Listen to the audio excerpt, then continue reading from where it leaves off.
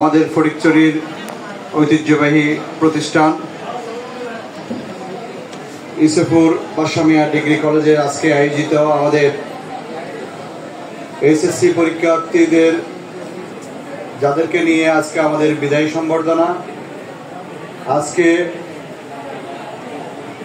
বার্ষিক ও সাংস্কৃতিক প্রতিযোগিতা আমাদের পুরস্কার সম্বর্ধনা অনুষ্ঠানে আমাদের মাঝে এখানে উপস্থিত হয়েছেন, যিনি আজকের এই সভাকে সৌন্দর্য বর্ধন করেছেন।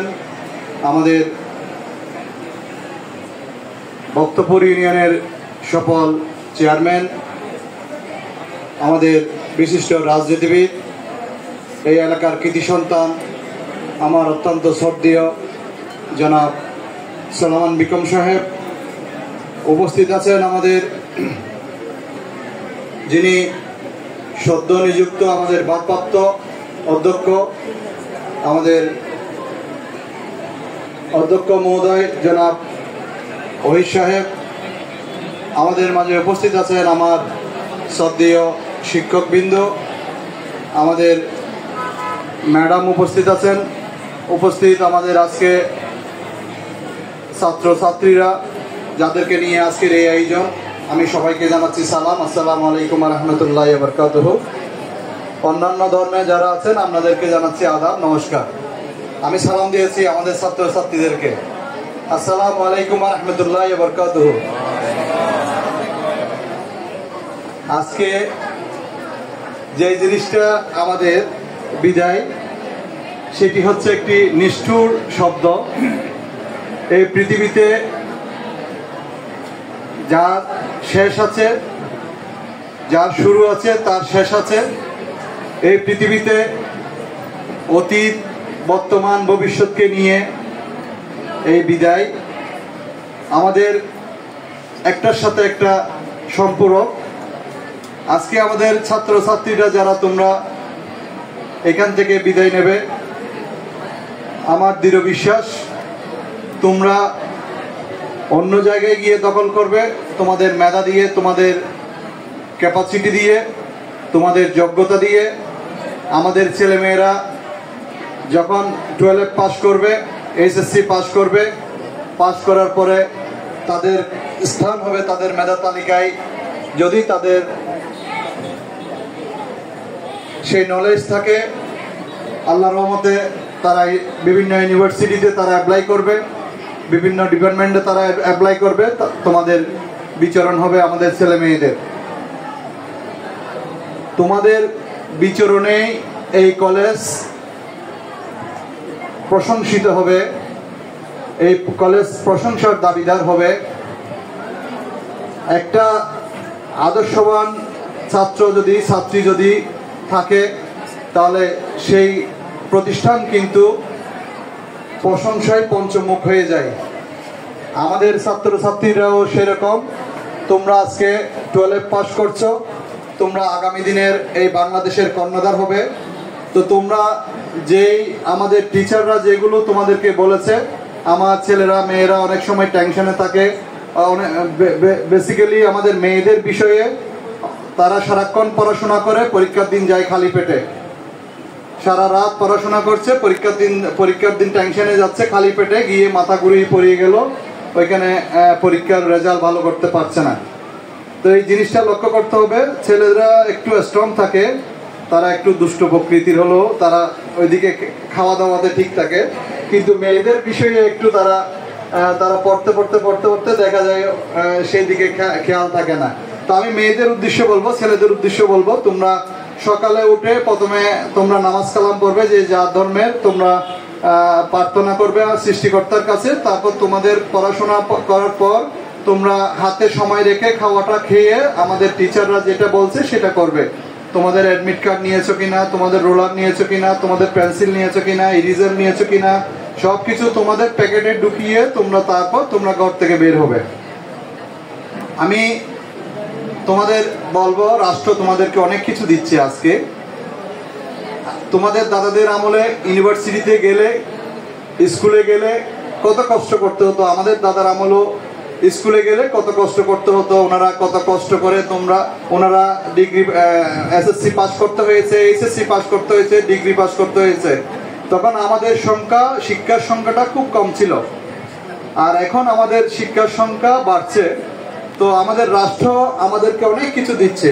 তুমি আজকে ঘর থেকে বের হলে তুমি আজকে পাকা রাস্তা পাচ্ছ, তুমি ঘর থেকে বের হলে তুমি গাড়ি পাচ্ছ, তুমি ঘর থেকে বের হলে তোমার যে কমিউনিকেশন, এটা আমাদের একদম ইজি হয়ে গেছে। এখন রাষ্ট্র তোমাদের থেকে কি চাই? তোমরা যদি মানব সম্পদ হিসেবে তৈরি হতে চাও, তাহলে রাষ্ট্রে যে সুযোগ সুবিধা দিচ্ছে সেই সুযোগ সুবিধাগুলো তোমরা যেগুলো এনজয় করছো, তাহলে তোমরা পড়াশোনাতেও তোমরা যদি এনজয় করতে পারো, পড়াশোনাকে নিয়ে ইনশাআল্লাহ আমাদের এই ছেলেরা মেয়েরা বিএমসি কলেজ থেকে তৈরি হবে।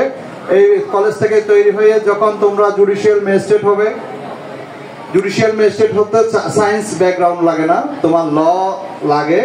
তোমার এখন যে কোনো প্রাইভেট ইউনিভার্সিটিতে আমাদের ল পড়া যায়। আমাদের জুডিশিয়ালিতে যে কোনো কিছুতে যদি তোমরা অ্যাপ্লাই করতে চাও, তাহলে তোমার ল ব্যাকগ্রাউন্ডটা লাগবে। তুমি যদি জাজ হতে চাও, ল ব্যাকগ্রাউন্ড লাগবে। আর যদি তুমি বিসিএস ক্যাডার হতে চাও, তাহলে তোমার ক্যারিয়ার যদি বিল্ড আপ করতে পারো, তোমার ফাউন্ডেশন যদি ঠিক থাকে, তাহলে তুমি ইনশাআল্লাহ তুমি পারবে। তো আমি আমার বক্তব্য দীর্ঘায়িত করছি না। এগুলো তুমি হয়তো আমার একটি কথাই যদি তোমার জীবনের মোড় পরিবর্তন ঘটাতে পারে, তাহলে এই কথাগুলো আমি বলছি। আজকে আমি ফটিকছড়িকে নিয়ে খুবই গর্ববোধ করি, কিন্তু আমরা অনেক পিছিয়ে। তোমাদের সাথে আমি সেটা শেয়ার করছি।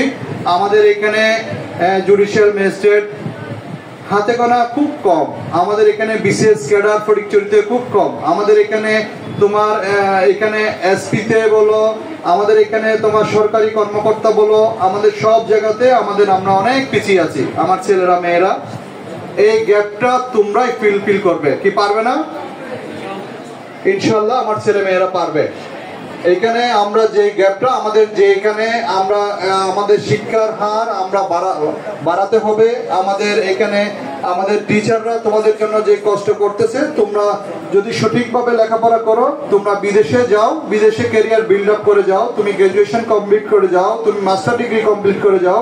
আমার মেয়েরা বিয়ে দিতে হবে, আমাদের মেয়েরা বিয়ে দিতে হবে। বিয়ে মা জাতি যখন বিয়ে দিতে হবে। কিন্তু তোমরা যদি লেখাপড়াটা চালিয়ে যেতে পারো, ইনশাআল্লাহ আজকে আমি যে কথাটা এখানে দাঁড়িয়ে বলছি, সেটা তোমাদের একদিন তোমাদের কাজে লাগবে। তোমরা যখন মা জাতি, তোমাদেরকে বিয়ে দিতে হবে।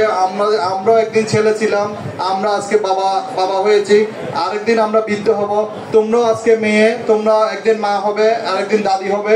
তো তোমরা তোমাদের যদি ক্যারিয়ারটা বিল্ড আপ করতে পারো, তাহলে তো আমার ফটিকছড়ি আমরা খুবই গর্ববোধ করব।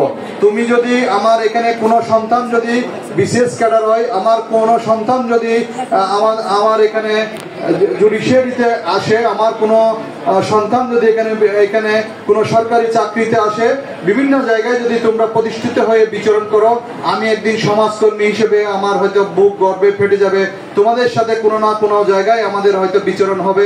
যেহেতু সমাজকর্মী হিসেবে প্রত্যেক জায়গায় যাই, আমি আমার বক্তব্য দীর্ঘায়িত করছি না, শুধু এই কথাটাই বলবো এই বিদায় অনুষ্ঠানে, তোমরা যেখানে যাও তোমাদের পড়াশোনাটা চালিয়ে যাবে।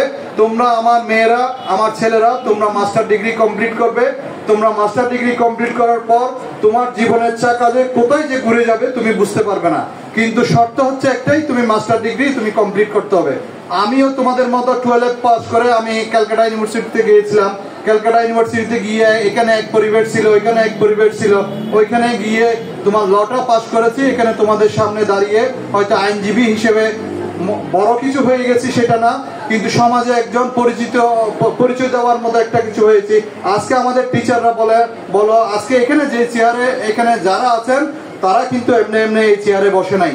এই চেয়ারে বসতে ওনারা অনেক কষ্ট করে, তোমাদের মতো ছাত্র ছিল, আজকে ওনারাও প্রতিষ্ঠিত। তো তোমরা আমাদের থেকেও অনেক বড়, আমার বিশ্বাস তোমাদের ক্যারিয়ার বিল্ড আপ করতে পারবে। আমার মেয়েরা ছেলেরা তোমাদের লেখাপড়াটা একটু চালিয়ে যাবে, এবং তোমাদের বিসিএস এ তোমাদের সব জায়গায় তোমরা ডিগ্রি পাস করার পর, মাস্টার ডিগ্রি পাস করার পর অ্যাপ্লাই করবে। আমার সেটা অনুরোধ, আমাদের যে ফটিকছড়ি, আমাদের যেটা গ্যাপ, সেটা তোমাদের দিয়ে ফুলফিল হবে। তোমরা বহির্বিশ্বে এই সোনার বাংলাদেশ বিনির্মাণ করার জন্য, তোমরা লাল সবুজের পতাকা ধরে রাখার জন্য আগামী দিনের কর্ণধার আর্কিটেকচার হচ্ছে তোমরাই। আমার বিশ্বাস আগামী দিনের সোনার বাংলাদেশ আমরা তোমাদের হাতে দিয়ে যাব, তোমরা যদি সঠিকভাবে তোমাদের লেখাপড়া চালিয়ে যেতে পারো। আমি আমার বক্তব্য আর দীর্ঘায়িত না করে আজকের এই দিনে তোমাদের শুভকামনা জানিয়ে তোমাদের সকলের ক্যারিয়ার বিল্ড আপ করো, আল্লাহর কাছে প্রার্থনা করে আমাদের এখান থেকে মানব সম্পদ তৈরি হয়ে এই ফটিকছড়ির, আমাদের যে কলঙ্ক মুক্ত ফটিকছড়ি, আমাদের সেটাকে তোমরা দায় মুক্ত করবে। এবং আমাদের যেই ডাইনামিক, আমাদের যারা আছেন, আমাদের যারা জ্ঞানী গুণীরা আছেন, সেখানে তোমরাও আগামী দিনে তোমাদের সেই খাতায় তোমাদের নাম লিপিবদ্ধ হবে আগামী প্রজন্মে, আগামী দিনে। এসব ব্যক্ত করে আবারও তোমাদের ক্যারিয়ার বিল্ড আপ করে এই প্রত্যাশায় আমি আমার বক্তব্য শেষ করছি। আসসালামু আলাইকুম ওয়া রাহমাতুল্লাহি ওয়া বারাকাতুহু।